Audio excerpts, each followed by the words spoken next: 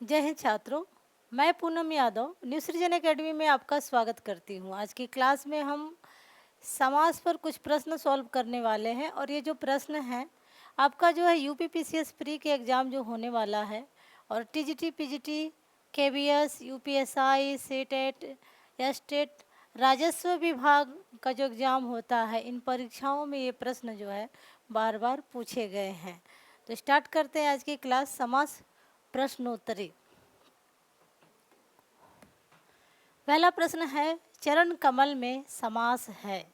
शब्द है आपका, शब्द आपका है चरण कमल और इसमें आपको समास पहचानना है। ऑप्शंस है आपके कर्मधारय, बहुव्रीहि, द्वंद्व, तत्पुरुष।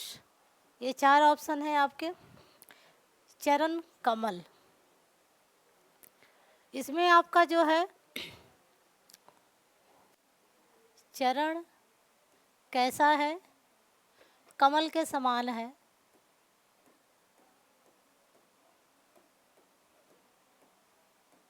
चरण कैसा है, कमल के समान है, यानी कि यहाँ पर जो है चरण की विशेषता बताई जा रही है। चरण की विशेषता कैसी है कि चरण जो है कमल के जैसा है। तो यहाँ पर जो है आपका कर्मधारय समास होगा। अगला प्रश्न है, चौराहा में समास है। यहाँ पर आपको जो है चौराहा शब्द है, इसमें आपको समास को पहचानना है। ऑप्शंस है आपके, पहला ऑप्शन है आपका द्वंद्व, दूसरा है तत्पुरुष, तीसरा ऑप्शन है आपका द्विगु और चौथा ऑप्शन है आपका कर्मधारय। तो जहाँ पर चौराहा चार राहों का समाहार आ रहा है, यानी कि जहाँ पे काउंटिंग आ जाए, संख्यावाचक शब्द आ रहे हैं, वहाँ पर आपका जो है द्विगु समास होता है।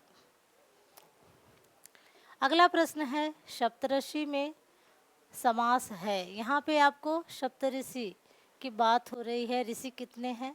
7 ऋषि हैं। यहाँ पे भी काउंटिंग की बात हो रही है, तो यहाँ पर भी देखेंगे तो कर्मधारय, तत्पुरुष, द्वंद्व, यहाँ पर आपका द्विगु हो जाएगा क्योंकि यहाँ पर जो शब्द है वह संख्यावाची है।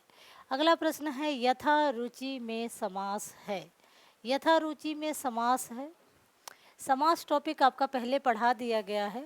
डिस्क्रिप्शन बॉक्स में आपको लिंक दे दिया जाएगा, तो वहाँ पर अगर आपने समास नहीं पढ़ा है तो समास जा कर के आप उसे पढ़ लेंगे, फिर उसके बाद इन प्रश्नों को सॉल्व करेंगे तो ये प्रश्न आपके लिए काफ़ी आसान हो जाएंगे सॉल्व करना।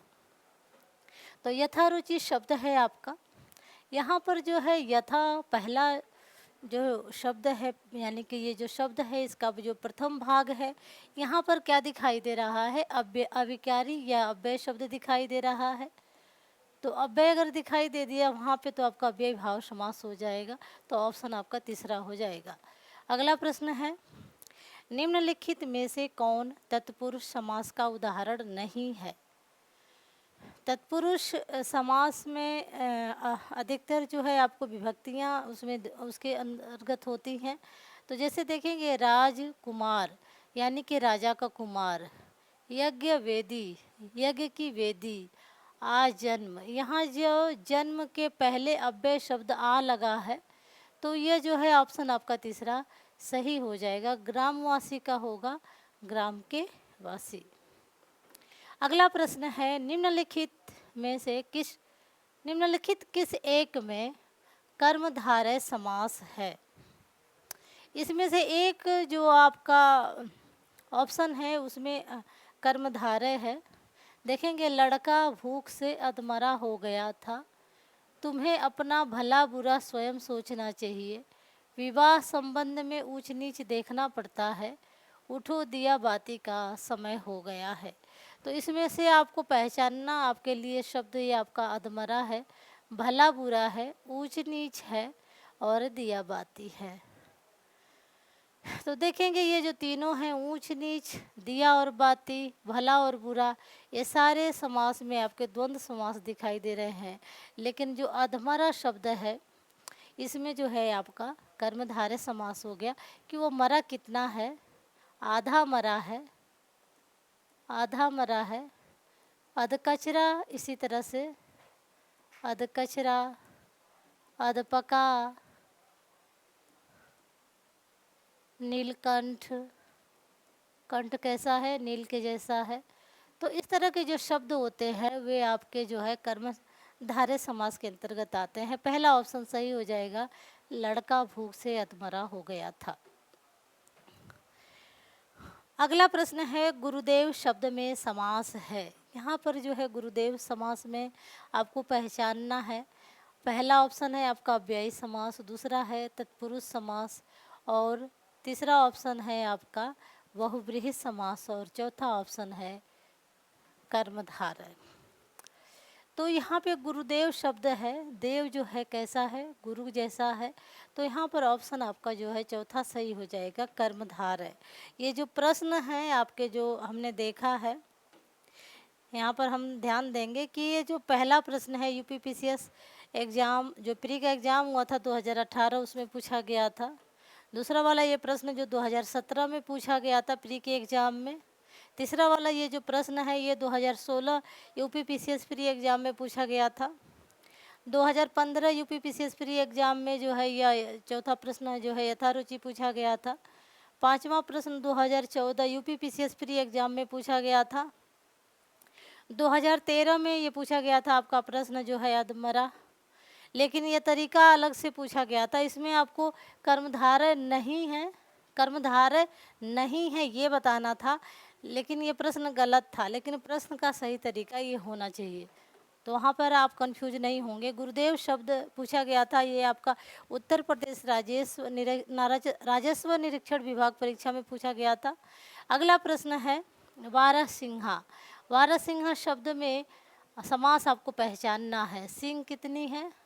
12 सिंह ही है, लेकिन यहाँ पे जो है एक जानवर को इंडिकेट कर रहा है, एक विशेष प्रकार के।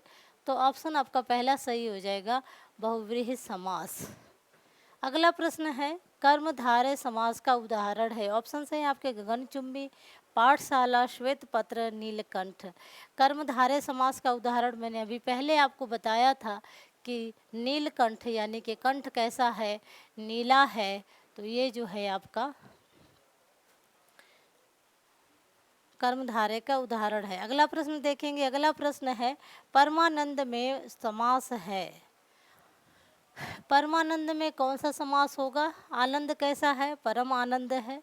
तो ऑप्शंस आपके देखेंगे, द्वंद्व समास, कर्मधारय समास, अव्ययी भाव समास, बहुव्रीहि समास। ये आपके दोनों कट हो गए, द्वंद्व होगा नहीं, आपका दूसरा हो जाएगा कर्मधारय समास। अगला प्रश्न है निम्नलिखित में से कौन सा समास नहीं है? इसमें जो है कौन सा समास, इसमें प्रश्न, ये प्रश्न ही गलत है, इसे छोड़ देते हैं, अगले प्रश्न पे चलते हैं।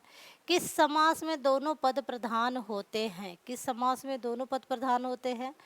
तो मैंने एक चीज़ देख लेंगे, आप यहाँ पे पढ़ाया है मैंने। वैसे तो आपका जो है ये हुआ आपका समास। तो पहले समास की बात करें तो पहला ही अपना अव्यय देख लेंगे, अव्ययी भाव समास।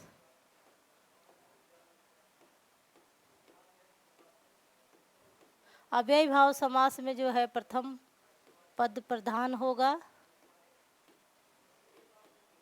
अव्ययी भाव समास में प्रथम पद प्रधान होगा। दूसरे समास की बात करें तो दूसरा समास है आपका तत्पुरुष समास। तत्पुरुष समास में जो है आपका द्वितीय पद प्रधान होगा, द्वितीय पद प्रधान होगा। और जो आपका तीसरा समास है द्वंद्व समास, द्वंद्व समास। द्वंद्व समास में दोनों पद प्रधान होते हैं, दोनों पद प्रधान। तो आपके प्रश्न का आंसर मिल गया होगा। और जो आपका चौथा समास है बहुव्रीहि समास, बहुव्रीहि समास में, बहुव्रीहि समास में अन्य पद प्रधान होता है या फिर तीसरा पद प्रधान होता है।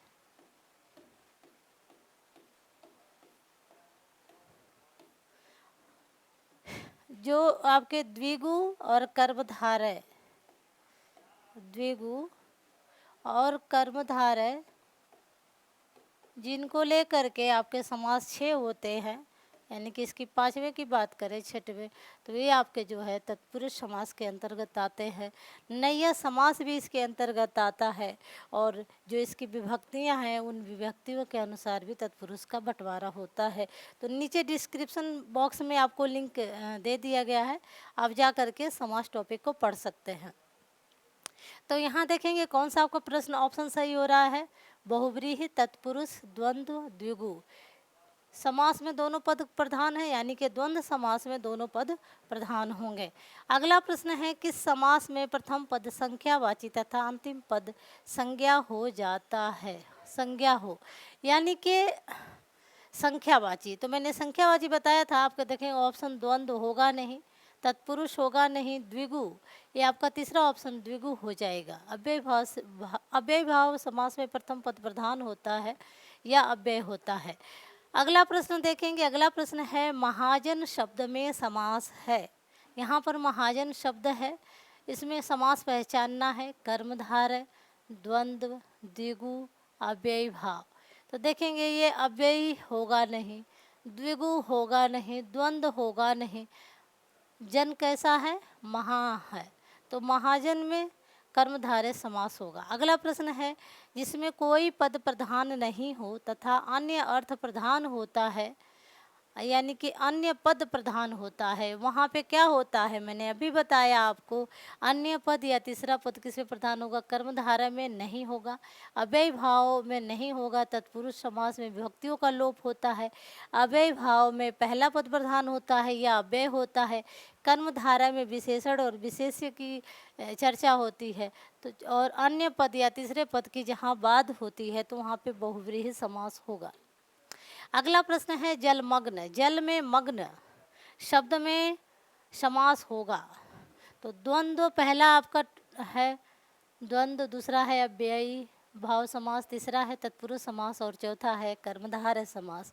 तो आपने लगा लिया होगा जहाँ विभक्तियों का लोप हो वहाँ पर तत्पुरुष समास होगा। अगला प्रश्न है वज्रपाणी में शब्द में आपका जो है समास आपको पहचानना है। वज्रपाणी शब्द में आपको समास कौन सा है, तत्पुरुष है, बहुव्रीहि है, द्वंद्व है या द्विगु है। तो वज्रपाणी में आपका जो है तत्पुरुष होगा नहीं, द्वंद्व होगा नहीं, द्विगु नहीं होगा, वज्रपाणी हो जाएगा। अगला प्रश्न है पंचवटी शब्द में, पंचवटी शब्द में समास होगा बहुव्रीहि, कर्मधारय, द्वंद्व या फिर द्विगु। तो पंचवटी देखेंगे यहाँ पे 5 वटों का समाहार जहाँ पे दिखाई दे रहा है, संख्या की बात हो रही है, वहाँ पे चौथा ऑप्शन द्विगु हो जाएगा। अगला प्रश्न है सुनीता के बच्चे घास फूस की तरह बढ़ रहे हैं।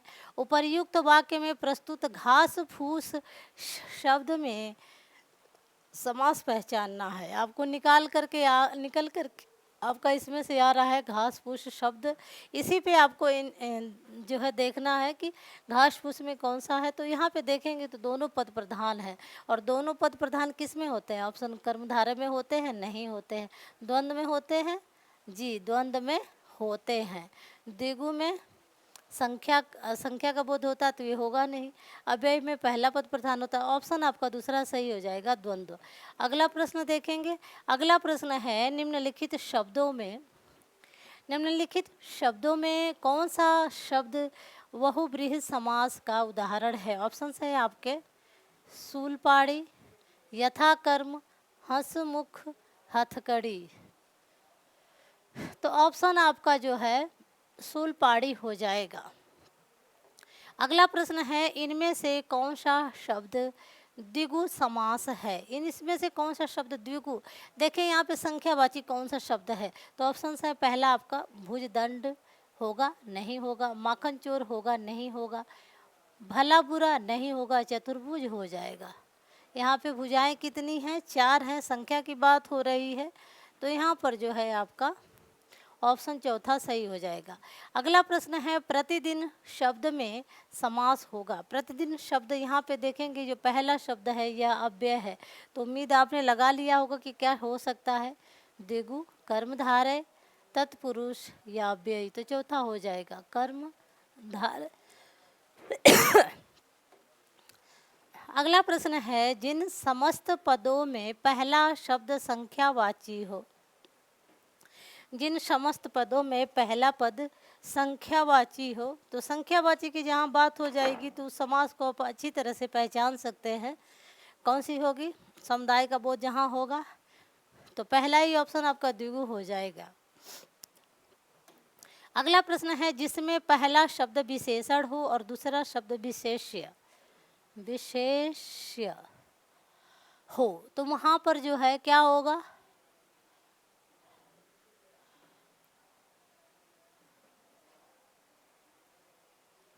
द्विगु हो जाएगा, कर्मधारय हो जाएगा, द्वंद्व हो जाएगा, तत्पुरुष। तो पहला और दूसरा ऑप्शन सही हो जाएगा कर्मधारय। जिस समास में दूसरा शब्द प्रधान रहता है, तो दूसरा पद किस में रहता है? अव्यय में पहला होता है, तत्पुरुष में दूसरा होता है, बहुब्रीहि में अन्य होता है, द्वंद्व में दोनों होते हैं। तो ऑप्शन दूसरा वाला सही होगा। अगला प्रश्न है कृष्ण और सुदामा गुरु भाई हैं। रेखांकित में समास आपको पहचानना है। गुरु के भाई हैं, गुरु भाई हैं। इसका देखेंगे तो अगर अलग बात करेंगे तो एक ही गुरु के शिष्य हैं। इनका कहने का मतलब है गुरु भाई का अर्थ हुआ कि एक ही गुरु के शिष्य हैं। तो इसमें कौन सा होगा? अव्ययी भाव होगा? ये नहीं होगा। तत्पुरुष होगा? नहीं होगा। द्वंद्व होगा? नहीं होगा। बहुब्रीहि होगा? नहीं होगा। तत्पुरुष हो जाएगा।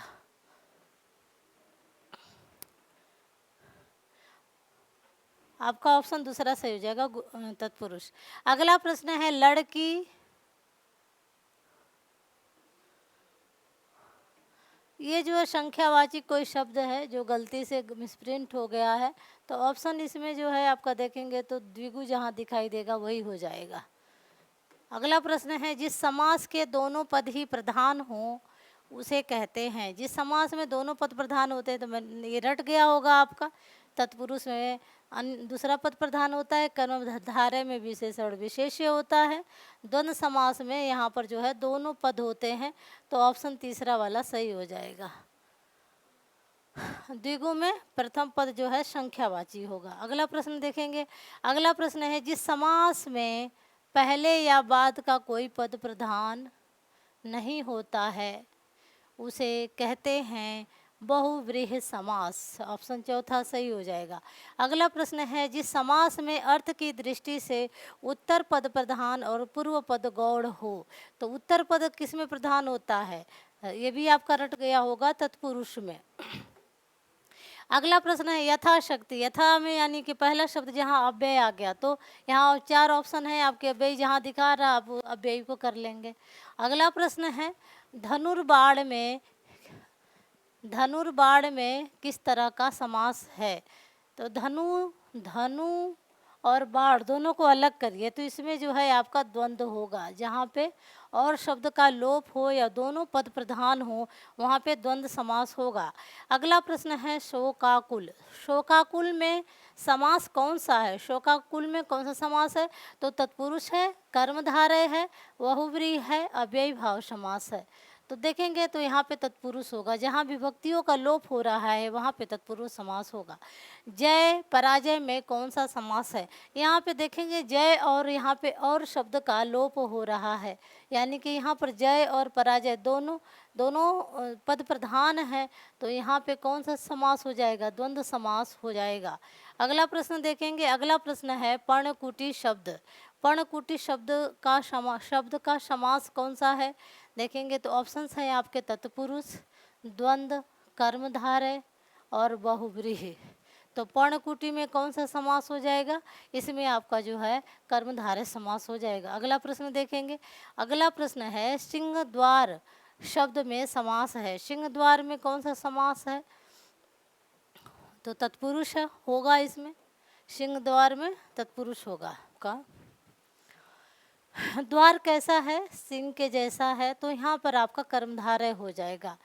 ठीक है, तत्पुरुष के अंतर्गत ही आता है ये कर्मधारय भी, तो इसीलिए कन्फ्यूजन होती है इन दोनों समास में, तो सिंह द्वार हो जाएगा। ऑप्शन आपका तीसरा सही हो जाएगा। अगला प्रश्न देखेंगे। अगला प्रश्न है कोशकार। तो कोशकार के लिए जो है ऑप्शन से देखेंगे कौन सा सही होगा। कोशकार में आपका हो जाएगा, कोश की रखवाली करने वाला तत्पुरुष हो जाएगा इसमें। अगला प्रश्न है यथोचित। तो यथोचित में जहाँ देखेंगे पहला शब्द जो है आपका अव्यय आ गया, तो चौथा ऑप्शन सही हो जाएगा, अव्ययी भाव समास। अगला प्रश्न है नरभक्षी, यानी कि नर को भक्षणे वाला।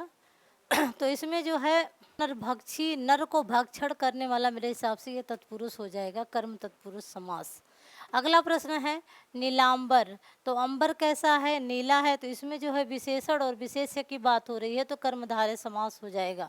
अगला प्रश्न है सप्तऋषि। तो सप्तऋषि जो है ये बार बार पूछा जाता है, ये आपका द्विगु है जहाँ पे संख्यावाची शब्द होते हैं।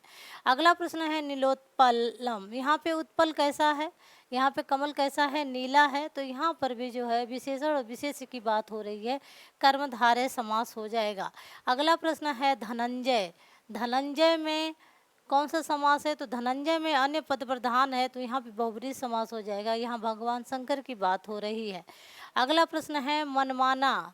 मनमाना में कौन सा समास होगा, अव्ययी भाव होगा तो नहीं होगा। तो मनमाना, अपने मन का माना, तो यहाँ पे विशेषण और विशेष की बात हो रही है, तो इसमें हो जाएगा कर्मधारय। अगला प्रश्न है कतर ब्योत में कौन सा समास है। तो कतर ब्योत में जो है आपका द्वंद्व समास होगा। यहाँ पे काटना और छाटना होता है, इसका अर्थ होता है, और यह जो है द्वंद्व समास का उदाहरण है। अगला प्रश्न है हानि लाभ में कौन सा समास है। तो हानि लाभ में कौन सा समास होगा, यहाँ पे तो बिल्कुल आसान है, इसमें आपका हो जाएगा हानि और लाभ। तो ऑप्शन आपका चौथा सही हो जाएगा, क्योंकि ये तीनों जो है नहीं होंगे। अगला प्रश्न है जय पराजय में कौन सा समास है। ये दोबारा पूछा गया है, तो जय पराजय में भी आपका द्वंद्व समास हो जाएगा। लंबोदर, लंबा है उदर जिसका, तो ऑफ कोर्स जो है इसमें जो शब्द आपके जो है योग रूढ़ होते हैं वे आपके बहुब्रीहि के अंतर्गत आते हैं, जिसमें अन्य पद प्रधान होता है या तीसरा पद प्रधान होता है। तिरंगा, 3 रंगों वाला तिरंगा, तो इसमें जो है आपका जहाँ संख्या की बात हो गई वहाँ पे द्विगु समास होगा। तो आज के लिए बस इतना ही, मिलते हैं फिर नेक्स्ट क्लास में। चैनल को सब्सक्राइब कर दें, लाइक कर दें, दोस्तों में शेयर कर दें, और डिस्क्रिप्शन बॉक्स में जा कर के एक बार समास अच्छी तरह से पढ़ लें। Thank you students.